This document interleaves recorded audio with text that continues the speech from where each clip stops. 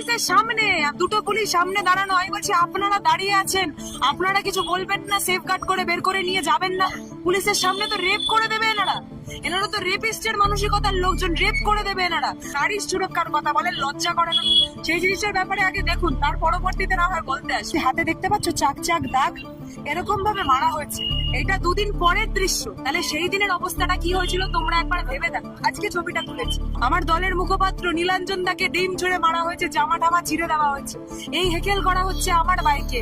সুমিত দা ছিল আমার বাইকে, আশফাক বলে একটা ছেলে ছিল আমার বাইকে, জাহাঙ্গীর ছিল। ওদেরকে টেনে হিচড়ে নামিয়ে তারপরে টিউবলাইট দিয়ে মারা হয়েছে, টিউবলাইট ফাটানো হয়েছে তাদের পায়ে।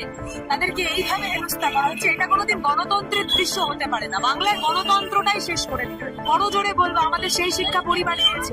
বড় জোরে বলবো যে তাদেরকে চিহ্নিত করে শাস্তি দিন যদি আইনের শাসনের কথা বলতে চান। বাইক নিয়ে